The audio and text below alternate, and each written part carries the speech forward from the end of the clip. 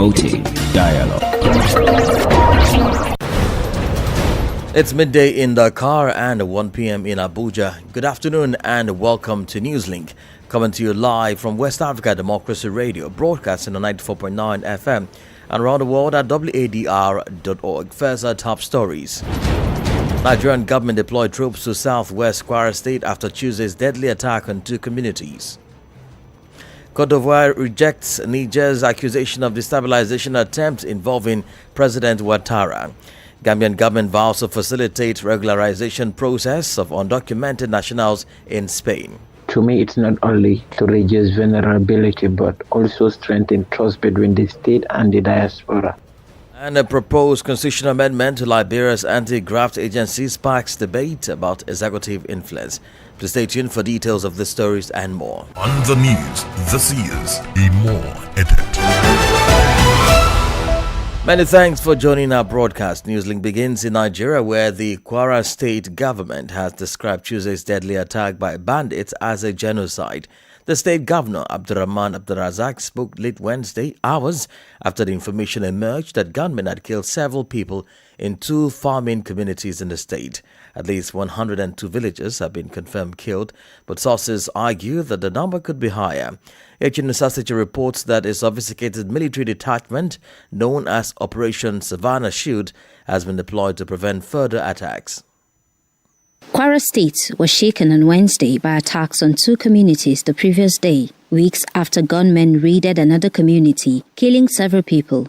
The assault on Wuru and Nuku communities is being described as the deadliest so far, with houses and shops set ablaze and more than 100 villagers killed. While the Red Cross initially reported over 170 deaths, the state government has confirmed 102 fatalities. Several people remain missing and others are believed to have been abducted. President Bola Tinubu has since ordered the immediate deployment of troops to restore calm and hunt down the attackers. Local chief Alhaji Mu'azu Umar told security officials that the victims were targeted for refusing to accept what he described as un-Islamic teachings preached by the attackers. Challenging the prevailing narrative, experts say terrorists, not bandits, may be responsible for Tuesday's attacks in Wuru and Nuku communities. Meanwhile, troops under Operation Savannah Shield are expected to clear bandits from Kaima and the nearby national park in Niger State within a month.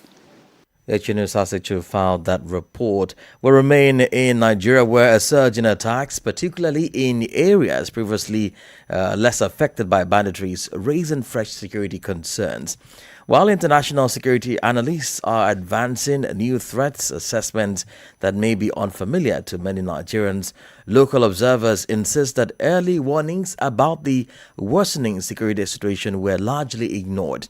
Persistent challenges such as marginalization, poverty, limited economic opportunities, and weak governance in some communities continue to create conditions that could enable the further expansion of terrorist groups across the country.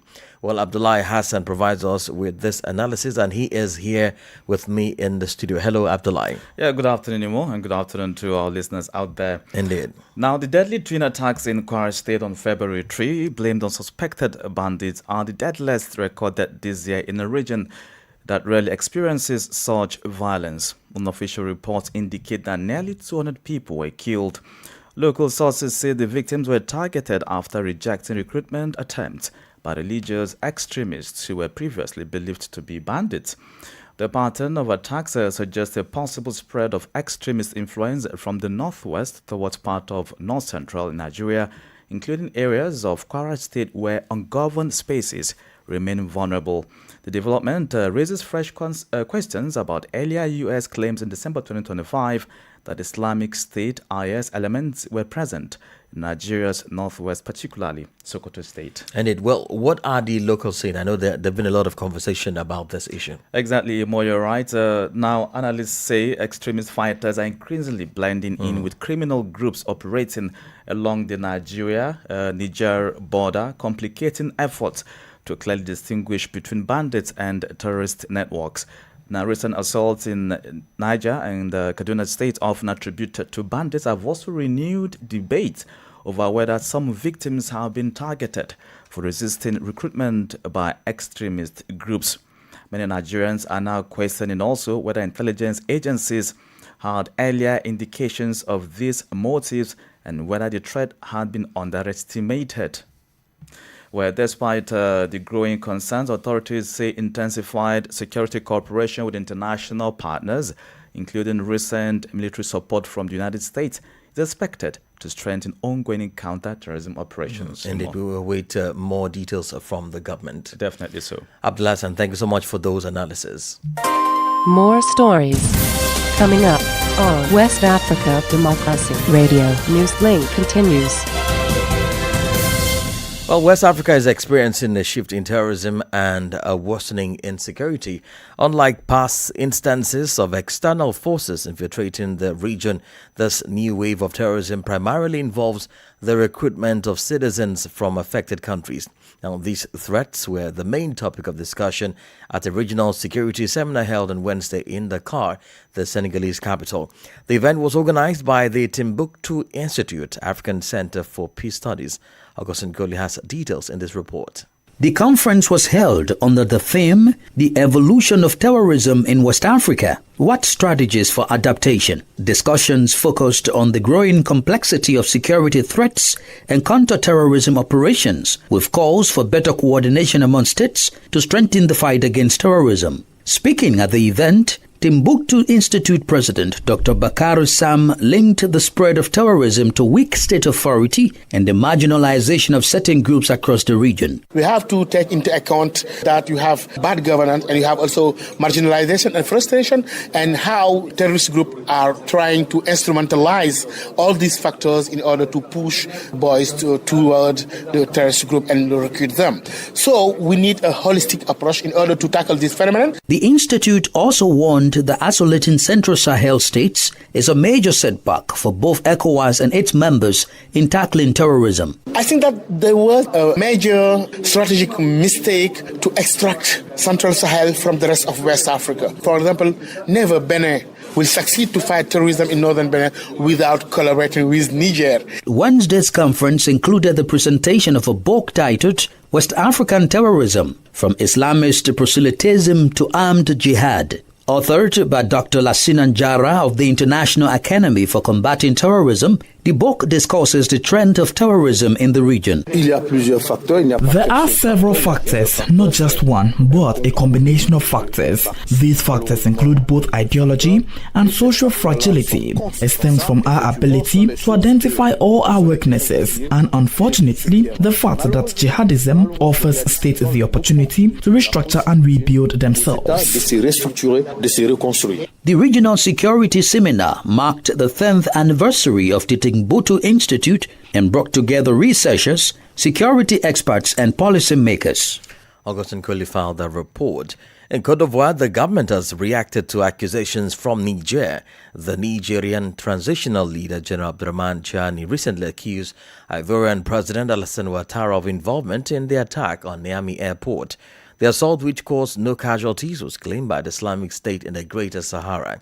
In response, Abidjan has firmly rejected the allegations, denying any role in destabilizing Niger and lodging a formal protest over the claims, which also implicate France and Benin. Here is Christopher Teacher with the details. For the first time, the Ivorian government has officially demanded explanations from the Alliance of Sahel States following fresh accusations. On January 30, Côte d'Ivoire's foreign minister summoned the Nigerian ambassador in Abidjan to directly reject allegations made by Niger's head of state, General Abdurrahman Chiani. He mentioned Côte d'Ivoire as being among the list of nations bent on destabilizing Niger following an armed attack on Niamey's international airports. The implicit mention of President Alassane Ouattara by Nigerian leader has drawn strong objections in Abidjan. Amadou Koulibaly is government spokesperson. Until now, the AES countries that accused Côte d'Ivoire had never directly named the head of state in their unfounded allegations. We categorically reject any attempt to tarnish the image of the person who embodies our nation. As long as the accusations were made against the country in general, we consider that no response was necessary, since Côte d'Ivoire had nothing to reproach itself for, and no evidence was ever provided by those making the claims. However, this time, the name of the head of state has been explicitly mentioned, and that is something we, as Ivorians who respect our president, firmly reject. The Ivorian government says it is waiting a response from Nigerian authorities to its letter of protest before deciding on any possible measures. A report by WDL's Abidjan correspondent Marcel Ariston Blair and presented by Christopher Aticho. In the meantime, Nigerian authorities have commenced a legal process to challenge the French mining giant Orano. This follows the creation of a committee of experts in Niamey on Wednesday with the sole mission. Francis Boniface has more details in this report. The committee was officially established during a ceremony chaired by Justice Minister Aliyu Dauda. During his remarks, Aliyu Dauda said the move follows multiple legal complaints filed by Orano against Niger before the International Center for Settlement of Investment Disputes after the government decided to nationalize mineral resource exploitation. In response, Niger plans to initiate its own legal proceedings against Orano before national and international courts seeking reparations for alleged damages. Thus, the committee will investigate suspected violations of environmental, health, and tax regulations linked to Orano's uranium mining activities. Orano, which is owned by the French state, has not reacted to the latest announcement. The company has already launched legal action against Niger after the military-led government severed cooperation agreements with France, including those covering uranium mining. Francis Boniface filed the report. Away from the Sahel, debate has erupted in Liberia over proposed amendments to the Anti-Corruption Commission Act. The controversy centers on plans to remove tenure protections for commissioners of the anti-graft agency, a move the chairperson says would seriously weaken the body's ability to fight corruption. Speaking before a legislative committee on Wednesday, the LACC chairperson strongly opposed changes to Section 616 of the Act. WDL's Monrovia correspondent Abraham Parker reports. The proposed amendment will give the Liberian president sole authority to remove commissioners of the Liberia Anti-Corruption Commission. LACC chairperson Edisandra Zoe warned that the move would undermine the commission's independence, which she describes as essential. She said making commissioners easily removable would expose them to political pressure, weaken investigations, and prosecutions. A proposed amendment granting the president or the executive the sole authority to remove tenure commissioners of the LACC directly undermines the independence of the commission, which is essential to its effectiveness and credibility. However, Law Reform Commission Chairperson Bono Vaman offered a different view, citing Article 43 of the Liberian Constitution, which allows public officials to serve at the will and pleasure of the president. He argued that the Constitution overrides statutory provisions, meaning the LACC Act cannot limit the presidential authority. We need to be circumspect in our jurisdiction when we are talking tenure, because we only have one organic law in this jurisdiction, which is the Constitution, the 1986 Constitution of the Republic. If you look at the proposed amendment, I don't know what makes that standard different from what the LST is proposing. They outline all the issues. I have been appointed as executive chairperson of the Law Reform Commission for 5 years. I could be removed today or tomorrow. Legal experts remain divided, with some stressing that phase 13 protects the anti-graft agency from political interference, while others say the president must be able to remove underperforming appointees. The debate comes at a critical moment for Liberia as the country continues to grapple with long-standing corruption challenges. For Newslink on WADR, Abraham Parker, Monrovia. You're listening to Newslink live on West Africa Democracy Radio, broadcasting on 94.9 FM Dakar. Here's a reminder of our top stories.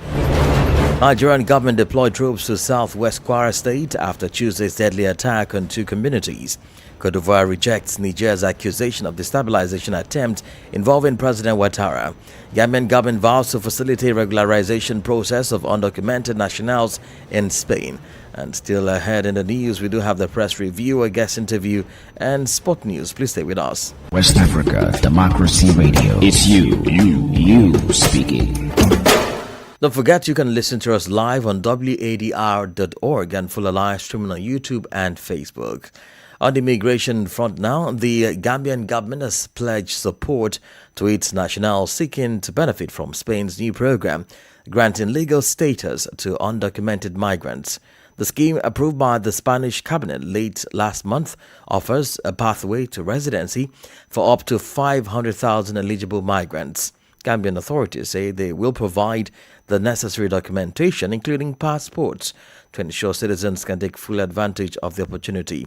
Our Banjo correspondent Sang Denamendi reports. The Gambian Ministry of Foreign Affairs has described Spain's regulation scheme as a significant opportunity for eligible Gambians living without legal status. The government, in a statement, pledged full consular support, including the issuance of passports and other documents required for the application process. This announcement has drawn positive reactions from citizens. By offering this support, the government is not just helping people to regularize their stay, but also restoring dignity and security to their life. So overall, it is a commendable step. To me, it's not only to reduce vulnerability, but also strengthen trust between the state and the diaspora. Migration expert Mustafa Sonko welcomed the government's move, saying it could ease the challenges faced by undocumented Gambians in Spain. This is what immigrants are looking forward to. This is what the migrant communities in Spain is looking forward to make so that these people live in a dignified life. But again, we must not be oblivious of the fact that the Spanish authority is not doing this program entirely on humanitarian ground. However, migration activist Lamin Faith Sumari says more needs to be done, particularly in addressing challenges faced in accessing essential documents. We're calling on the government of the Gambia to be very helpful to their citizens and to open avenues for them to be able to have their valid passport. Spanish authorities say undocumented migrants without criminal records who can prove they were living in Spain for at least 5 months before 31st December 2025 will be eligible to apply. As of the most recent estimates, more than 24,000 Gambian nationals reside in European countries. For Newslink on West Africa Democracy Radio, I am Sangdana Mendy, reporting from Banjul.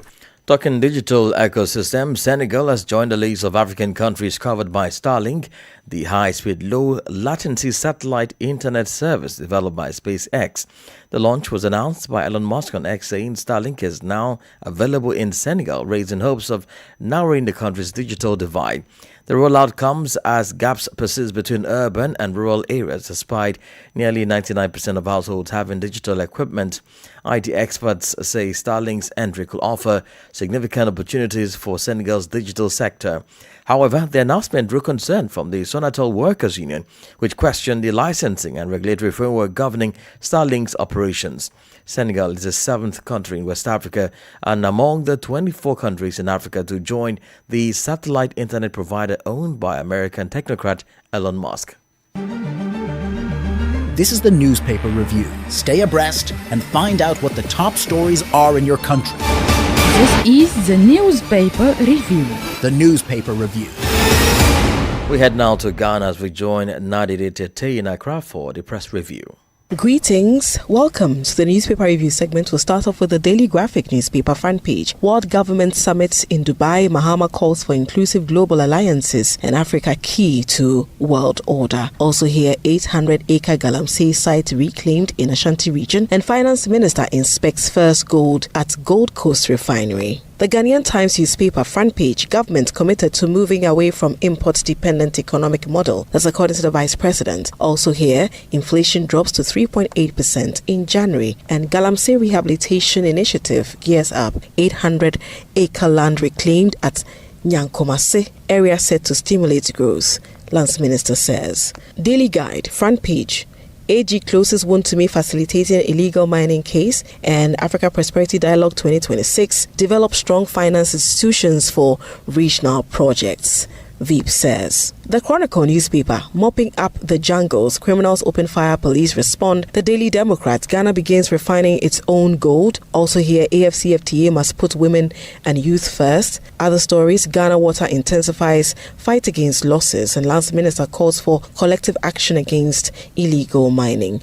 Africa's future lies in its people, Vice President says, and cocoa sector turns the corner.